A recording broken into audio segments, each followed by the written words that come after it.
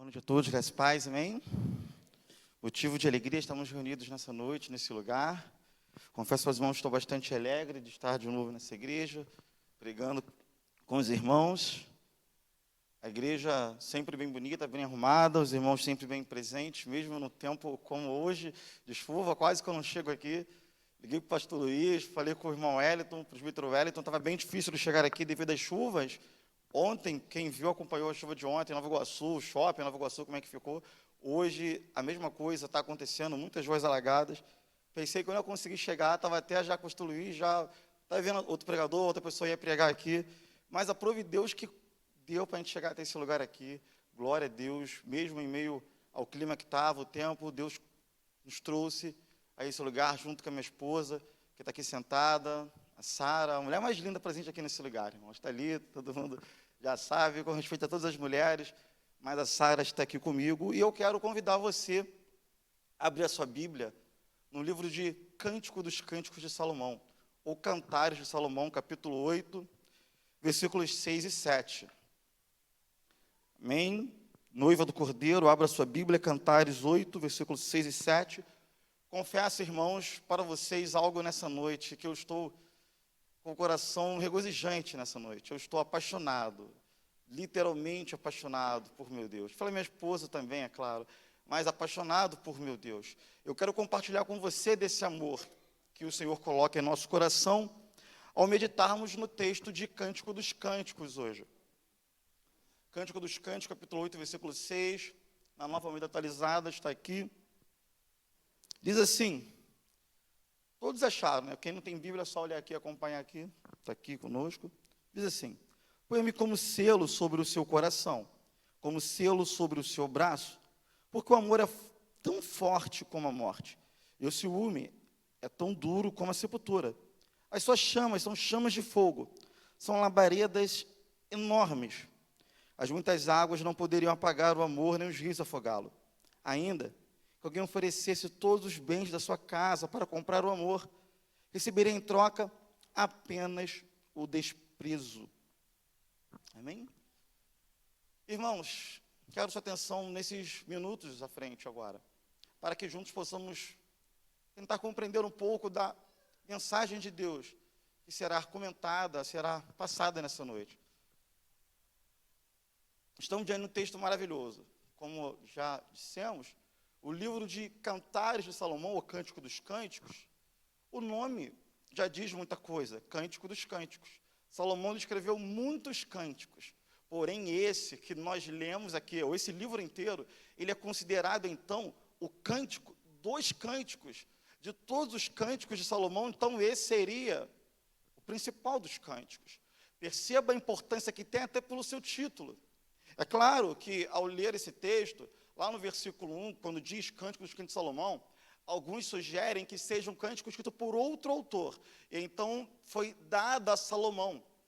A palavra de, né, ali, pode indicar para Salomão, porque ele recebeu de alguém, mas a maioria dos teólogos entendem, interpretam, que sim, pela escrita, pela forma, pela composição dele, ele foi escrito exatamente por Salomão e não para Salomão. É um texto maravilhoso de se ler. Quem não leu, eu digo, leia com a sua esposa. Os solteiros, leiam também com outros amigos, para compreender a maneira como é tratada a respeito do amor aqui nesse texto. Nós podemos compreender, vamos passar de forma rápida nesse texto, e você percebendo a mensagem de Cântico dos Cânticos, deve pensar o seguinte, mas esse livro é um livro que diz muito acerca de sensualidade, acerca do amor, e como eu posso compreender isso para mim? Primeira coisa, vamos entender que o livro de Cantares, o Cântico dos Cânticos, ele está inserido nos livros poéticos da Bíblia Sagrada. Jó, Salmos, Provérbios, Eclesiastes e esse de Cantares. O livro de Cantares, ele tem uma mensagem um pouco diferente dos outros. Nesse livro, ele vai relatar o amor de um casal, uma mensagem, ele vai trazer, por isso, então, uma dificuldade para alguns na interpretação. Existem algumas maneiras de interpretar. Citaria aqui as duas principais. As duas principais são uma alegórica, que era utilizada pelos judeus. Eles interpretavam de maneira alegórica, dizendo que a noiva aqui simboliza A igreja simbolizava o povo de Israel. E o noivo aqui simbolizaria Deus. E essa interpretação, ela ocorreu por muito tempo. Foi assim com os pais da igreja. Muitos reformadores pregaram dessa mesma forma. Mas também não podemos deixar de lado a interpretação literal do texto. Porque é verdade, é bem verdade que esse texto, ele apresenta para nós uma mensagem de um casal apaixonado. Nós estamos vendo aqui textos e mensagens, nós lemos aqui uma palavra que foi descrita pela jovem sulamita. E ela descreve para o noivo, que era Salomão. Então, você percebe em todo esse texto, em toda essa história, que sim, é encontrado literalmente mensagens de afeto, de amor, de carinho, e até uma mensagem que vai denotar algo mais parecido, relacionado ao sexo, mais íntimo, separado para o casal. Mas tudo isso é colocado aqui. Por isso, nós vamos ver alguns cristãos pregando somente na forma alegórica, porque eles olham e pensam, não, Deus não colocaria na Escritura para nós algo tão que envolve uma mensagem tão sensual. Isso não estaria para nós. É por isso que alguns banalizam a relação do casal e acham que isso pode ser até pecado, e pensam, mas não é algo ruim se for compartilhado entre o casal. A relação do casal, a relação sexual do casal, homem e mulher, ela é bênção de Deus. Foi Deus quem fez o casamento. O casamento é a instituição mais maravilhosa e abençoada que Deus criou lá no Éden. Por isso, nós podemos perceber em toda a Escritura, Deus ele abençoando o casamento de várias formas e dizendo que ele seria abençoado. Então, eu não posso esquecer, e justamente, eu não posso excluir desse texto a interpretação literal, que também pode ser aplicada e utilizada dentro dos relacionamentos, dentro dos casamentos. Vamos observar. No capítulo 1, versículo 2, a jovem diz, beija-me ele com os beijos da sua boca, porque melhor é o seu amor do que o vinho. Ela pede beijo dele, ela diz, ela declara, ela quer uma aproximação, ela quer algo mais, uma intimidade com ele, estar mais perto. Declarações são dadas de amor, de carinho. E, inicialmente, algo engraçado que aparece aqui, há mais declarações nos primeiros versículos de amor da mulher do que do homem. Alguns vão dizer porque a mulher costuma falar um pouco mais. Mas interessante aqui é que mostra que Salomão, ele foi bastante elogiado também pela esposa, pela noiva, aqui nesse texto. E os homens que estão aqui presentes em suas esposas, também, às vezes, gostam também de ser amados, e dito em suas palavras, creio eu. Da mesma forma, também as mulheres. E ela vem dizendo algumas coisas, não olheis para o eu ser morena. A história diz, então, alguns vão dizer que, o próprio texto vai apresentar, que ela era uma jovem camponesa. Ela trabalhava, os irmãos a colocaram para trabalhar numa vinha. E então o sol havia queimado um pouco mais a sua pele. Então ela já vai dizendo, não olheis para o ser moreno. Ela também diz no capítulo 2, eu sou a rosa de Saron, o lírio dos vales. Quero abrir um parênteses aqui sobre esse versículo. A interpretação alegórica nos traz esse problema. No capítulo 2, versículo 1. Porque alguns dizem que a rosa de Saron seria Jesus Cristo, porém no texto a rosa de Saron seria noiva, e não Jesus Cristo, como alguns dizem e comentam, quando nós olhamos, como foi apresentado aqui para nós.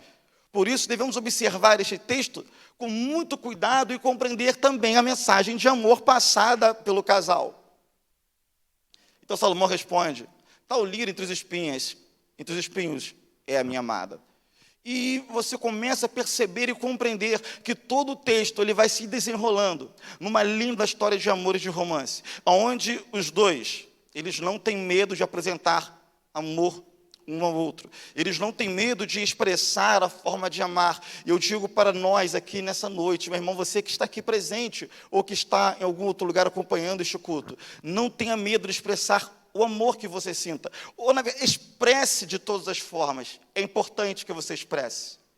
Quem recebe o amor, ou quem será o receptor, deve compreender e deve ser dito, deve ser lembrado, deve ser falado. Alguns pensam, mas a minha esposa sabe que eu a amo, e nós continuaremos dizendo que nós amamos. Em todo o tempo. Deus sabe o que nós iremos pedir em oração, e nós pedimos. nós sabemos que a esposa sabe que nós amamos e nós diremos também dessa maneira. O livro de Cantares vem apresentando essa história, então, tão importante na história, e fica, então, porque esse livro, ele fica para nós, justamente, a intenção de apresentar à igreja a importância do relacionamento do casal, a importância do casal manter esse relacionamento.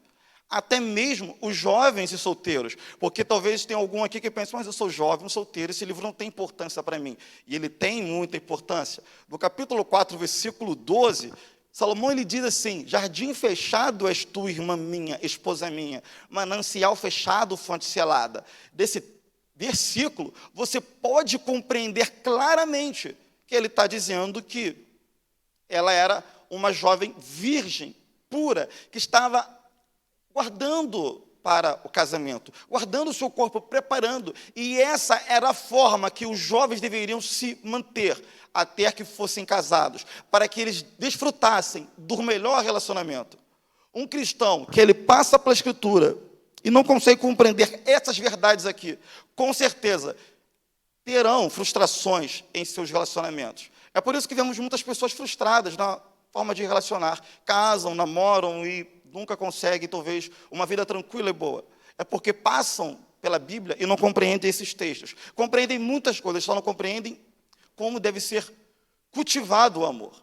E por não compreenderem o amor, e o amor ele vem de Deus, ele sempre vai ter frustrações por não ter, de fato, o que é o amor. É bem comum vermos pessoas, quando procuram a Bíblia, procurando todas e quaisquer verdades que lhe agradam. Você vai ver pessoas que ficam 15, 20, 30 anos na igreja, mas depois de não possuírem aquilo que elas procuravam lá no início, quando se converteram, elas se afastam. Elas não vieram à igreja por causa do Evangelho. Muitas não vieram à igreja por causa de Deus, mas vieram à igreja lá no evangelismo porque alguém disse assim: se você vier à igreja, você será feliz. Se você aceitar a Cristo e abrir o seu coração, você vai encontrar a razão da felicidade. Então ele vem à igreja nesta perspectiva e ele não encontra a felicidade. Ele encontra talvez briga no casamento, ele encontra talvez uma traição, uma perda, um problema, uma dificuldade na vida, o desemprego, as angústias aparecem. Ele se afasta. Quando alguém vem à igreja, e essa deve ser a pregação no evangelismo, quando alguém vem a Cristo, justamente por causa da mensagem do evangelho, não há nada que vai destruir o amor que ele encontrou realmente, que é o amor de Cristo, que é o amor de Deus. Por isso, o livro de Cantares não apenas fica fechado, isolado para um casal. Eu comecei a ler Cantares quando ainda era um jovem solteiro. Muito antes de conhecer a Sara, minha esposa. E já imaginava, deve ser assim que eu devo apresentar o meu amor. E não somente a minha esposa, mas a todas as pessoas, o amor de Cristo também. Como solteiro, eu comecei a compreender e a ler esse texto. E há muitos anos eu venho lendo esses textos. É muito importante lermos livros poéticos, mas esse tem algo especial. Deve ser lido entre o casal. O casal que ainda não leu, eu digo, leia, é importante ler junto, estudar e compreender, porque ele vai trazer ensinamentos profundos, até sobre momentos íntimos do casal, que às vezes geram dúvidas e não tem, alguns acham ou fazem alguma coisa que não deve fazer, ou fazem com medo de fazer, e acabam praticando situações que, na mente, acabam pecando por fazer de forma errada ou pensar errado. Então, lendo a Escritura, teremos um amparo bíblico, o amparo de como deve ser a união do casal.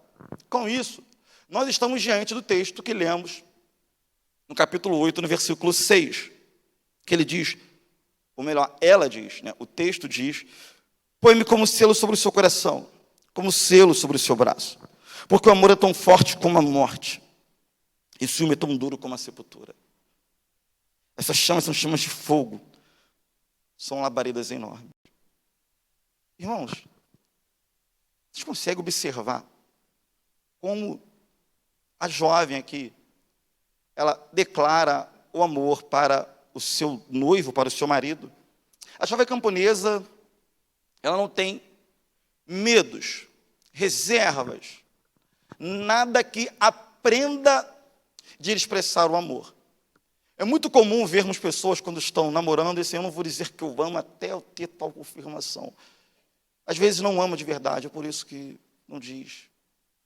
Até porque não necessariamente ele é dito em palavras, o amor, mas ele é expressado nas ações. Não é à toa que o apóstolo Paulo e o apóstolo Pedro, quando aconselham as mulheres, e aqui está falando de mulher, eles aconselham as mulheres a serem submissas. Paulo fala sobre isso, sobre uma ação que era, não que envolvia palavras, mas que envolvia ações. Uma situação que envolvia as ações, que demonstraria o amor para o seu marido. O apóstolo Pedro ainda diz que se a mulher quisesse ganhar o marido de alguma forma, que fosse sem palavra alguma. Engraçado isso, Paul Washer, ele cita sobre esse versículo, ele diz que o Espírito Santo até conhece as mulheres. Ele brinca, dizendo que ele sabe que elas falam bastante, então ele já orienta, ó, fica quieta, porque não é falando tanto que você irá convencer o seu marido, que você vai mudar a mente dele, na verdade, vai fazer ele parecer um bobo, um infantil, dizendo que você sabe tudo, e deve orar, deve agir por ele, mostrar as ações, mostrar que está diante com ele na mesma missão e compreendendo. E a demonstração, na maioria das vezes, não são apenas as palavras, mas as ações que vão mostrar de fato o amor. E não devemos ter medo de mostrar o quanto amamos.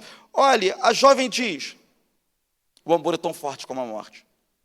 Gente, ela expressa o amor como aquilo que é mais forte e terrível para o homem. Quem é o homem que pode vencer a morte? Quem é um homem que venceu a morte? Qual de nós aqui poderíamos lutar com a morte e a vencer? Qual o homem que você conheceu, que você viu, a não ser o Cristo que venceria? Ela coloca a pior situação, aquela coisa mais forte, que seria a morte, e diz, o amor que eu sinto, ele é tão igual, ó, ele vai diante da morte. Nada pode mudar, nada pode separar. Ele é tão forte como a morte. Ele é junto, ele é ao mesmo nível. A morte é algo tão terrível, olha, amo tanto quanto a morte. Ela coloca uma expressão aqui de uma intensidade tremenda, que é como se dissesse assim, ó, somente a morte vai nos separar. Nada pode mudar, nada pode alterar, será até morrer. Lutaria com a morte.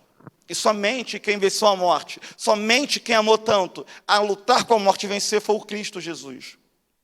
Outra coisa que ela diz é sobre o selo no seu braço, que seria uma confirmação, algo mais próximo, para estar com ele, uma garantia do valor que ela tinha para estar com ele eternamente. E ela diz que o ciúme então é tão duro como a sepultura. E as suas chamas são brasas, são chamas de fogo, labradas enormes.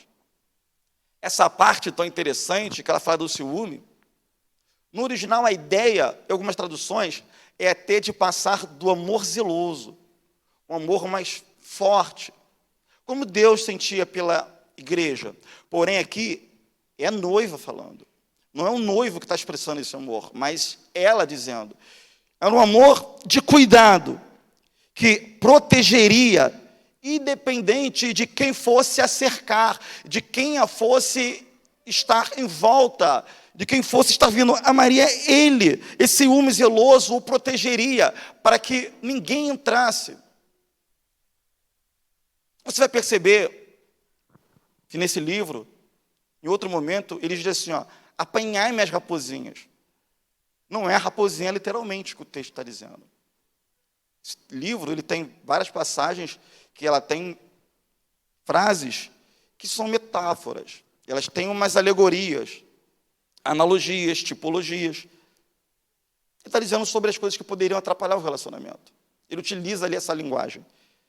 E aqui, ela apresenta isso. Que esse ciúme, esse zelo, esse amor tão forte produziria. E essas chamas de fogo, irmãos, alguns estudiosos dizem que somente Deus poderia dar esse amor tão forte. Esse amor que ela diz aqui, chamas de fogo, labaredas enormes, labaredas do Senhor, é algo que é proveniente apenas de Deus. A palavra no original seria Iá, que é uma abreviação de Yavé. Ela está dizendo, essa labareda, ela vem do Senhor. E engraçado que este livro de Cântico dos Cânticos, assim como o de Esther, são os dois únicos livros da Bíblia que você não vai encontrar nenhuma menção sobre Deus ali, literalmente. Você não vai encontrar. Também é um livro, né, uma outra curiosidade importante dele, ele não foi citado no Novo Testamento. Esse livro não foi citado. E, assim como de Esther, também não foi citado, de Amós e de Naum. E nessa ocasião, então, ela percebe e ela declara como deve ser profundo o amor é tão profundo e que a apresentação é um amor que não é natural, um amor que é divino, um amor que surge de alguém mais forte que ela mesma. Só pode vir de Deus. Continuando, ela continua a declaração dizendo: as muitas águas não poderiam apagar esse amor, nem os rios afogá-lo. Ela fala do fogo, da chama do amor, e agora ela diz: nada afoga, nada vai poder inundar, nada vai encerrar isso aqui. Ela diz ainda que quem é que pode comparar esse amor? Ninguém. Ainda que me oferecesse todos os bens de sua casa, por esse amor, certamente seria tudo, de todo o desprezado. Observem algo interessante aqui. A jovem está dizendo que nada apaga esse amor, nada muda, nada altera o amor que ela sente pelo noivo. E que também, ainda que oferecesse ela alguma coisa, o amor vai ser o mesmo. Ela está tão apaixonada, tão envolvida no relacionamento, que ela só quer que ele entenda. Como ela já havia dito anteriormente, eu sou do meu amado e o meu amado é meu. Então ela quer que esse amado que era dela tenha certeza de que ela o ama tanto, de que não haveria nada nesse mundo que pudesse comprar. Quando fala de comprar o amor, nós vamos lembrar das épocas antigas, na própria Escritura mesmo.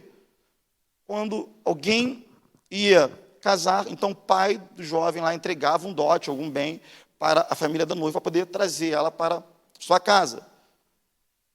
O que ela está dizendo aqui é o seguinte: ainda que venha alguém com qualquer bem financeiro, seja o que for, eu estou envolvida nessa relação, e nada vai mudar o meu pensamento. Não tem dinheiro que mude. Seria bom se fosse assim na igreja contemporânea. Seria bom se fosse assim em nosso meio. Muitas pessoas dizem que amam, até o marido ficar desempregado, ou até a mulher não ganhar o salário que ele esperava, ou trabalhar. Alguns casais, a esposa também trabalha, outros não. E então alguns começam a modificar a ideia do relacionamento. Basta surgir o desemprego, a doença, a aflição, a tribulação, acabou o amor. Conversando com um colega hoje, ele até brincou, ele falou assim, alguns dizem assim, na traição, me traiu, eu vou trair também. Eu vou devolver na mesma moeda, para ele compreender. E não compreendem como deve ser o amor, descrito em Cantares. Ela está dizendo aqui que nada poderia mudar. As muitas águas não apagariam, as tribulações, as situações, não teria adversidade qualquer, nem mesmo o adultério, nem mesmo a traição, a infidelidade, o dinheiro, nada. Olhando para esse texto, podemos compreender que esse amor que ela possui, meus irmãos, não era um amor comum, porque dificilmente nós olhamos e vemos pessoas que possam compreender o verdadeiro amor sem seguir os mandamentos de Jesus, sem seguir Jesus e amá-lo de verdade, sem servi-lo fielmente, porque o apóstolo Paulo disse em Gálatas 5, versículo 22, que o fruto do Espírito é amor. O primeiro, já começa ali o amor, já iniciando. E a pessoa que não recebeu de Deus o Espírito Santo, como pode haver nela o amor? Jesus disse em João 14, 21, aquele que tem os meus mandamentos e os guarda, esse é o que me ama, e aquele que me ama será amado por meu Pai, e eu também o amarei e me manifestarei a ele. O amor não se altera com as horas breves e as semanas. O amor ele não muda com o tempo, ele permanece exatamente, a não ser que seja para mais, ele vai aumentar a profundidade, e já deve ser assim. Então esse amor, podemos compreender que ele parte unicamente de Deus. Irmãos, se uma mulher, ela consegue declarar dessa forma um amor para o marido, para alguém, quanto mais a igreja de Cristo, a noiva do Cordeiro, que é assim apresentada, em Oséias, em Ezequiel, em Isaías, por Paulo em Efésios 5, no Apocalipse, quando fala das bodas do Cordeiro, é assim que Deus trata a igreja como noiva do Cordeiro. Quando a igreja peca, Deus trata a igreja como adúltera. Várias vezes foi assim a nação de Israel, porque ele diz que ela adulterou, ela o traiu. E se uma mulher consegue compreender que é dessa forma que deveria amar um homem, quanto mais a igreja com o seu Deus, quanto mais a igreja no compromisso com o Senhor. Se eu amo a Deus menos do que amar essa mulher, estamos agindo mal. Se amamos a Deus menos do que ela amava o seu marido, nós não amamos como deveria amar. E não compreendemos o que foi descrito em João 14, 21. Não compreendemos o que a Bíblia diz de nada sobre o amor. Interessante que a história de Cantares apresenta o relacionamento. Eu lembrei de Shakespeare, e ele diz uma citação sobre o amor. Ele fala assim, que o amor, né, mas suporta tudo. Ele diz que o amor suporta tudo, até a beira da condenação. Shakespeare diz. Ele diz que se isso é um erro e for provado que estou errado, então nunca mais escreverei. E nem um homem foi jamais amado. Shakespeare ele diz que o amor ele suporta tudo, até ele consegue compreender. Um ator, dramaturgo, escritor de peças teatrais, ele consegue compreender que o amor ele tem essa profundidade. Olhamos para a igreja e quando analisamos o que é amar o Senhor, o que é amar Deus de verdade, nós vemos que há uma incongruência aí. Basta Deus solicitar algumas coisas à sua igreja amada, que a igreja começa a apresentar as desculpas de um relacionamento com Deus. A igreja trai o Senhor com várias coisas. Vamos falar aqui sobre o dinheiro, então. Quando ele diz, ela diz, as muitas águas não podem apagar e ninguém pode comprar o amor. Jesus falou, não podeis servir a dois senhores, a Deus ou as riquezas, a mamon. E quantas pessoas têm abandonado o evangelho, ou têm ido à igreja em busca do evangelho, que o leve ao dinheiro, à prosperidade, ou ao bem emocional também. A satisfação pessoal. Isso não é evangelho. Isso não tem a ver com a Escritura. Se Cristo é aquele que nós amamos, devemos amá-lo acima de todas as coisas, mais que tudo, mais que os seus sonhos, mais que os seus objetivos. Se você possui um sonho que seja de igual nível ao que você tem com Deus, irmãos, esqueça. Ou você não ama Deus de verdade. Se Deus não é superior a tudo na sua vida, você ainda não conheceu de verdade, você não está disposto a servi-lo. Lembra do que ele pediu ao jovem rico? Apenas, larga então o que você tem, venda e dê aos pobres. Ele não pediu riqueza, ele não pediu para muitos abandonarem a riqueza, mas pediu ao jovem rico. Porque ali estava o seu conforto. E muitos têm vendido o amor por Deus. E como muitos têm vendido o amor por Deus por coisas desse mundo? Têm vendido pelo adultério. Têm vendido pelas riquezas, pela mentira, fofoca, pelo egoísmo. E como tem sido o egoísmo? A soberba, o orgulho, a prepotência, a forma de gostar de se aparecer, de ser amado por todos, estar à frente de tudo, dos títulos, altas posições. E tudo isso tem sido o nosso amor e tem comprado o nosso relacionamento com Deus. Às vezes até viemos à igreja e nos consideramos crentes fiéis. E quando colocamos na prática realmente, se o nosso sonho, o projeto que temos de vida, é mais importante que o de Deus, nós vemos realmente que nem sempre aquilo que dissemos é realmente verdade. Cristo, ele deve ser a superioridade, a supremacia do amor do cristão. Ele deve ser totalmente amado. Quando olhamos para a Escritura, nós vemos sobre os atributos de Deus, que são divididos em não comunicáveis e comunicáveis, os incomunicáveis e os comunicáveis. E nos comunicáveis vemos os atributos morais de Deus. E um deles é o amor. E o amor, pelo amor, ele se comunica com o seu povo. Ele apresenta. Foi por esse amor que Cristo A Bíblia diz em João que antes da criação já havia o amor. Eles se amavam entre si, a Trindade amava-se entre si. Ele diz que ele já era amado por seu Pai, por Deus, pelo Pai. Antes da criação de tudo, antes da fundação do mundo, o amor já existia.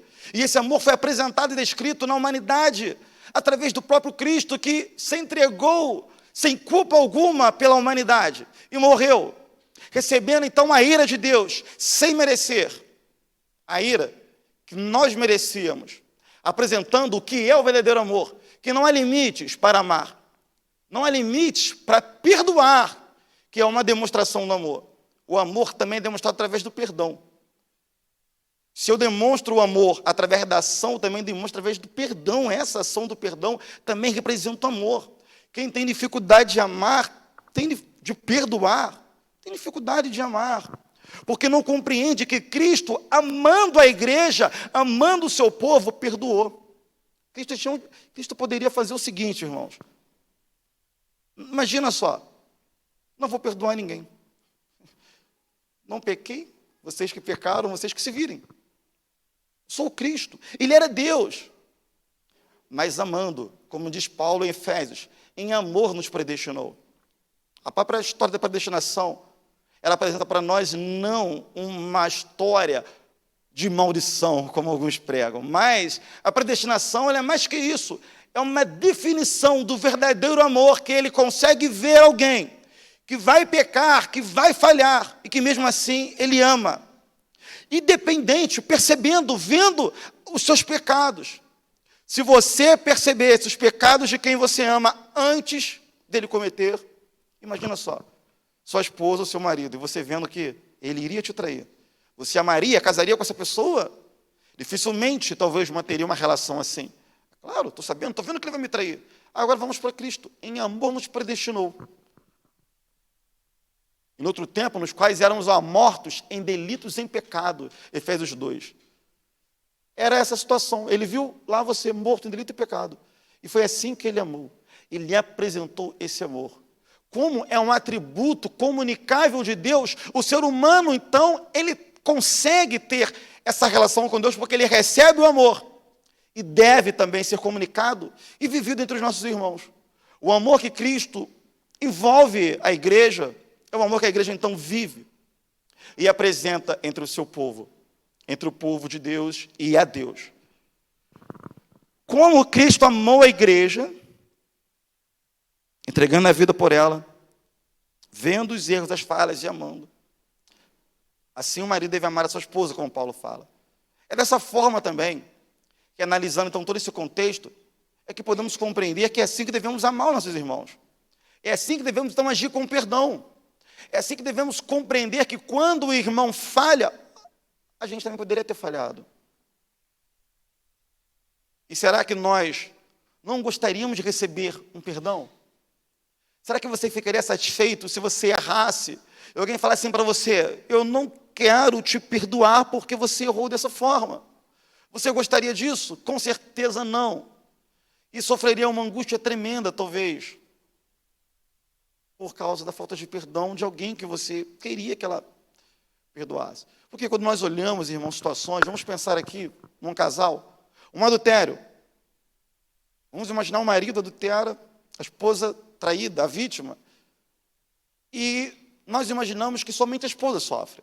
E ela sofre bastante. E deve ser acolhida, amada pela igreja, se, claro, for algo que toda a igreja acaba sabendo, cuidando dela, amando, ajudando, para que ela consiga se restabelecer e se firmar diante de Deus, diante de uma situação tão difícil, de uma traição.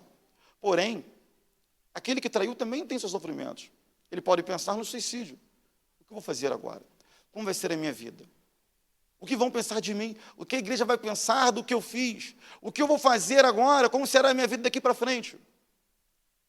Aí a igreja não perdoa esse cara. A esposa não perdoa o marido. Estou colocando o adultério porque às vezes é algo tão forte que muitas pessoas falam, perdoa tudo, menos isso. É o pecado que a igreja cometia com Deus, Deus disse. Deus dizia assim nos livros. Foi como ele falou com Oséias, quando ele mandou Oséias casar com uma prostituta. Vamos compreender então que você não fosse perdoado porque pecou de alguma maneira. No adultério, na fofoca, na mentira, ou às vezes, sei lá, qualquer situação. Você ficaria triste, não ficaria, por não ser perdoado? Agora imagina quando você tem a possibilidade de liberar perdão para alguém. Você acha que a pessoa que está ali implorando pelo perdão, ela não ficaria contente e feliz se recebesse o perdão de você? E às vezes nós não perdoamos e não mostramos o verdadeiro amor. E nos colocamos até no lugar de Deus. Eu não vou perdoar. Irmãos, se Deus perdoou, quem somos nós para não perdoar alguém, não é verdade? Será que nós temos autonomia superior a de Deus para dizer que podemos ou não controlar o perdão de alguém e dizer você merece ou não merece o perdão? Sendo que aquele que morreu na cruz, que não cometeu pecado algum, perdoou todos os seus pecados que você cometeu. E alguns de vocês aqui presentes, nessa noite, vocês que estão na sua casa acompanhando agora, pecaram também. Cometeram pecados. E como Paul Washer fala, que se fosse exposto num telão desse, todos os seus pecados, nem os pecados, somente os seus pensamentos, muitos não ficariam presentes nesse lugar aqui. Teriam medo e vergonha, porque seriam expostos, e todos saberiam os maus pensamentos que rodam em suas mentes. E às vezes pensamos que temos a condição de dizer que somos superior a alguém porque não falamos naquele determinado pecado. E se pensamos assim, é porque não compreendemos o amor de Cantares 8, versículo 7, que diz que nada pode separar o amor por Deus. Então, quem ama a Deus de fato, de verdade, irmãos, o que é liberar um perdão, o que é amar o seu próximo, o que é entregar a vida, o que é abrir mão de um projeto pelo reino de Deus. Eu quero que você compreenda nessa noite que amar a Deus não é vir a um culto, amar a Deus não é ser um diácono, um presbítero numa igreja, ser missionário num campo, não é apenas isso, um cargo, uma função. Se tornar um pastor, amar a Deus, é um serviço feito com amor e com a alma, que abre mão de tudo que você possui, dos seus sonhos, projetos, unicamente pelo reino. E para isso, você não precisa ter nenhum cargo na igreja, só precisa amar a Deus, só precisa servi-lo de verdade. Só precisa compreender que Deus é o tudo para você. Como eu disse, se uma mulher compreende que aquele homem deve ser amado dessa forma, quanto mais Deus, que é o soberano, criador de todas as coisas, aquele que nos salvou, aquele que enviou o seu Filho por nós, quanto mais Ele deve ser amado pela igreja. A nossa expressão de amor por Deus deve extravasar todo e qualquer pensamento humano e mundano. O mundo, pessoas preparam para suas situações pecaminosas várias formas de demonstrações de amor. A igreja, às vezes, falha na forma de demonstrar o amor por seu Deus. E isso decorre a falta verdadeira de demonstração de amor, decorre do ensino do amor, que não tem sido, às vezes, pregado em alguns lugares, principalmente nas famílias. Às vezes alguém cresce numa casa onde o pai não diz que ama a esposa não diz que ama o marido, os pais não amam os filhos, e o filho cresce nesse ambiente, sem conseguir declarar amor, sem conseguir dizer que ama. Tem pessoas que ela consegue falar tudo, quando vai falar eu te amo, ela trava ali na hora, ela não quer demonstrar o amor. Às vezes, se ela mandar um emoji de coraçãozinho no WhatsApp, ela é uma luta, ela fica lá e conseguir mandar, porque ela não quer demonstrar isso, sentimentos e emoções. Irmãos, demonstrar sentimento não é um problema. Tem gente que tem medo de demonstrar o amor, mas não tem medo de demonstrar a inveja. Não tem medo de demonstrar a ira, o ódio, a contenda, a falsidade e todos os outros problemas que surgem pelo pecado. O amor é tão lindo de ser demonstrado. Com certeza, você não será envergonhado porque demonstrou o amor. Você não será envergonhado se demonstrar o amor por alguém, pela sua esposa, por seu marido, por filhos, pelos pais, por Deus, principalmente. Quando nós falamos do amor ao Senhor, do amor a Deus, diante dessa interpretação, que é interessante, quando nós olhamos para a história, vários teólogos, quando veem Cântico dos Cânticos, eles observam assim, Spurgeon, Moody, Reverendo Augusto Nicodemos, Hernando Dias Lopes, entre outros, Jonathan Edwards, ao ler Cantares de Salomão, eles só conseguem ver uma coisa: o amor de Cristo à igreja. principalmente, não excluindo a literalidade do relacionamento do casal.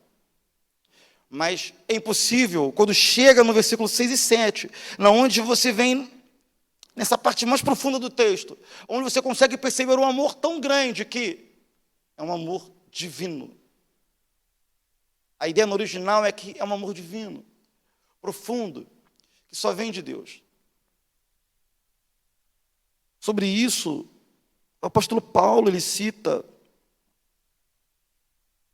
em Romanos 8.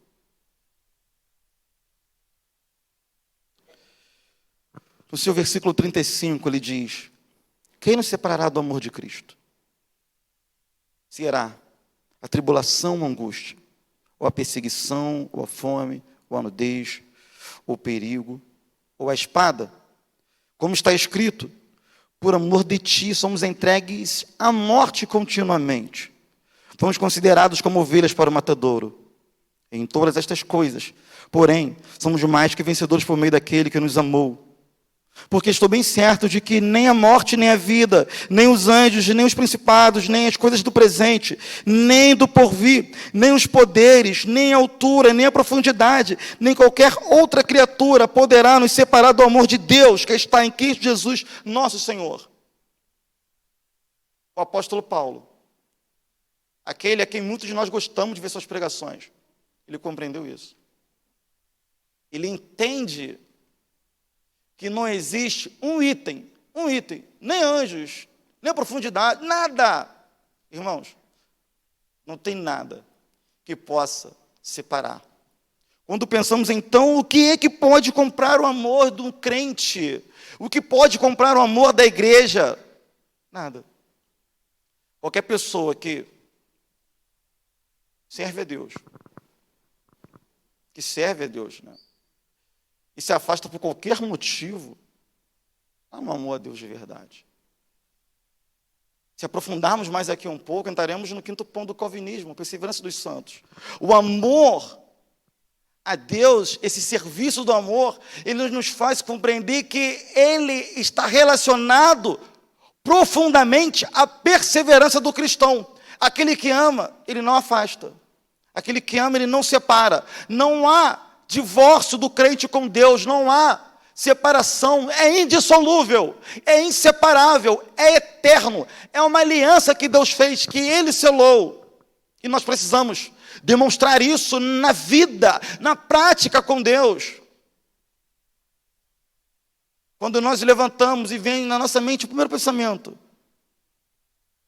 qual deve ser?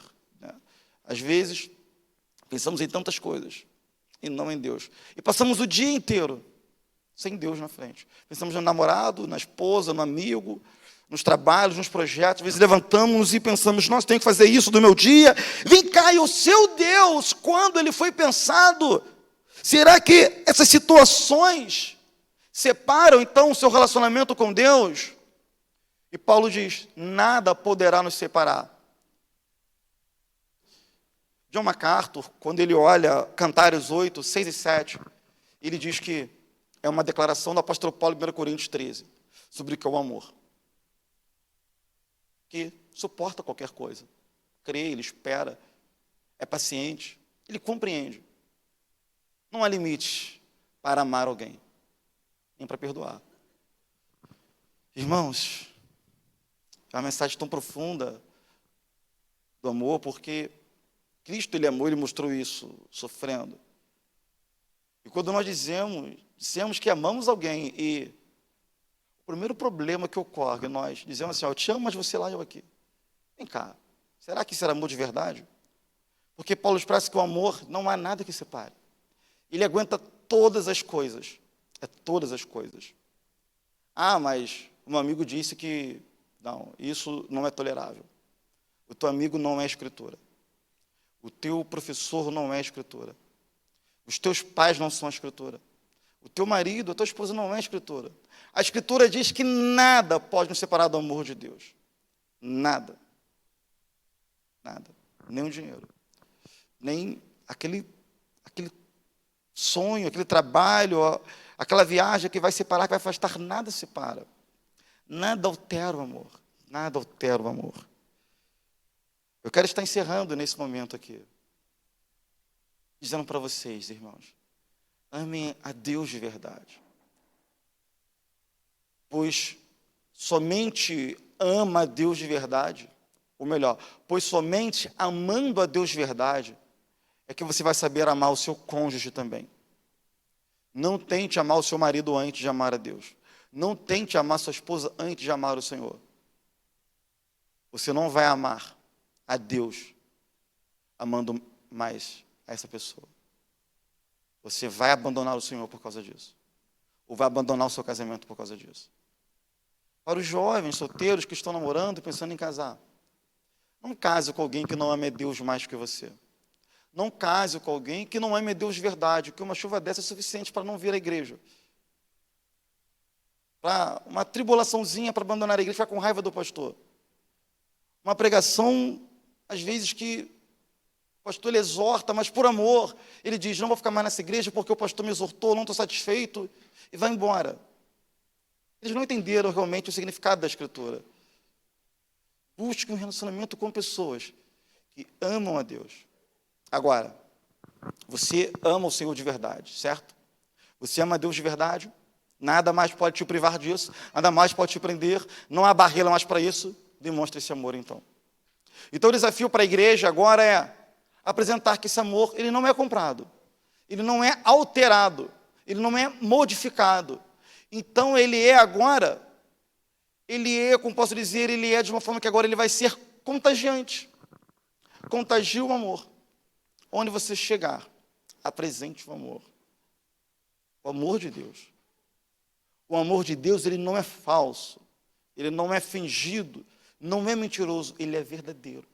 Você compreende o amor verdadeiro. Você sente prazer em estar com pessoas que amam a Deus de verdade, que amam de verdade. E o único amor verdadeiro, irmãos, é o que vem de Deus. Quem não ama a Deus, porque o amor é um dom de Deus, o amor, ele vem de Deus, é fruto do Espírito que vem de Deus. Então, se alguém diz que ama, mas não tem Deus, logo nela não há amor. E quem não ama a Deus, não ama nem o seu irmão. Quem ama o seu irmão, quem vê, não ama a Deus, e quem ama a Deus não vai amar também o seu irmão. Então, a Bíblia ela vai apresentar que, olha, a solução para tudo isso é amar o Senhor. Encerrando agora dizendo o que Jesus disse, Mateus 24, versículo 12. E por multiplicar a iniquidade, o amor de muitos se esfriaria. Vejam que o que é colocado em contraposição ao pecado é o amor sendo esfriado. Tem uma relação muito profunda entre amor e pecado. Quer ver o amor acabar? É o pecado ocorrer. Então, onde há pecado, onde não há Deus, não existe amor. Não há amor em quem não professa uma fé em Cristo Jesus. Não existe, sai disso. Se você não ama Deus, você não ama ninguém. Você não ama nem a você mesmo. É por isso que ele resume os mandamentos. Ame o Senhor, o teu Deus, de todo o teu coração, de toda a sua alma, de todo o teu entendimento, sobre todas as coisas. Ame o seu próximo como a ti mesmo. Ele resumiu tudo nisso. Que aquele que cumpre o amor, aquele que entende o amor, facilmente ele vai conseguir relacionar todas as outras situações da vida. Porque ele entendeu esse primeiro ponto, que o amor é o que abre todo esse leque para a nossa vida. Amém? Eu quero estar orando com vocês nessa hora, para que Deus nos ensina a amar de verdade, a amar a nossa família, cuidar da nossa casa, a sermos responsáveis, a sermos bons maridos, boas esposas, bons filhos, bons pais que amam. Eu não tenho medo de falar para os meus filhos que amamos. Vou dizer para o pai e mãe, eu te amo. Para dizer para os nossos irmãos que amamos. Quantas famílias hoje estão envolvidas na confusão. Existem casas que pai e filhos não se falam, irmãos não se falam, mães e filhos não se falam, avós, netos, terríveis problemas e confusões, justamente por causa da iniquidade. Então o amor foi esfriado, o ódio, ele foi penetrado nos corações. E a única forma disso ser resolvido é amando, é compreendendo que Cristo é a solução para tudo isso. Ele foi o amor que trouxe o perdão aos eleitos, sem que os eleitos merecessem. Algum de nós aqui mereceu o perdão de Deus? Não. mas ele deu incondicionalmente e recebemos. Então, na hora de eu perdoar alguém ou de amar alguém, eu não vou olhar quem merece ser amado. Eu devo amar simplesmente, porque foi assim que Cristo amou, incondicionalmente. O amor de Cantares 8:7 é o amor incondicional. O amor incondicional é o amor que o cristão deve comunicar como servo de Deus. Amém? Oremos. Senhor, obrigado, Pai amado, por Tua poderosa palavra, Senhor. Obrigado porque sabemos que o Senhor nos amou. O Senhor nos perdoou dos nossos pecados e demonstrou o Seu tão grande amor por nós, ó Pai. Obrigado por estarmos aqui nesta hora, diante de Ti. Eis aqui a Tua igreja, ó Pai amado, que o Senhor ama. Seus eleitos, o Seu povo. Que o Senhor possa confortar os corações de cada pessoa, Senhor, com o Seu amor e também com o Seu perdão nos pecados de cada um. Fazendo com que todos nós possamos amar e também ser amados pelas pessoas. Mas mais do que isso, entender que devemos amar e amar de verdade, como o Senhor amou a igreja. E pregarmos o amor e vivermos o Teu amor de verdade, Senhor. Um amor puro e genuíno que vem do Senhor. Um amor que não tem medo de exortar, mas que quando exorta, exorta por amor, porque não quer ver alguém falhando e errando, mas que é o amor que traz a correção, que leva, como um pai faz com o filho, como o Senhor fez várias vezes com o povo de Israel. Senhor, nos ensina a amar de verdade, que possamos viver o Teu amor na nossa vida, no nosso casamento, na nossa casa, em todos os ambientes em que estivermos, Senhor. E que, como Paulo disse, que nada venha nos separar do Seu amor. Ó Deus, que possamos chamar acima de tudo, que nada possa amar, ser mais importante que o Senhor. Assim como a história da igreja apresenta que os mártires, mesmo em meia perseguição, aqueles homens que foram mártires, eles foram perseguidos, mas eles morreram, porque amavam o Senhor. O amor deles foi tão forte como a morte. Eles foram até o fim. Não há limites para amar o Senhor, ainda que venha a perseguição, ainda que venha a morte, ainda que venha a tribulação, a angústia, os problemas, que nada disso seja maior do que o amor ao Senhor. A igreja deve olhar para essas histórias e compreender que aqueles que amaram o Senhor, amaram nas lutas, amaram na perseguição, e assim a igreja crescia cada vez mais.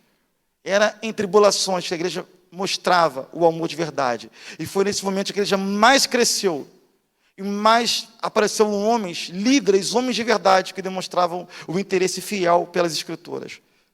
Obrigado, Pai. Em nome de Jesus. Amém.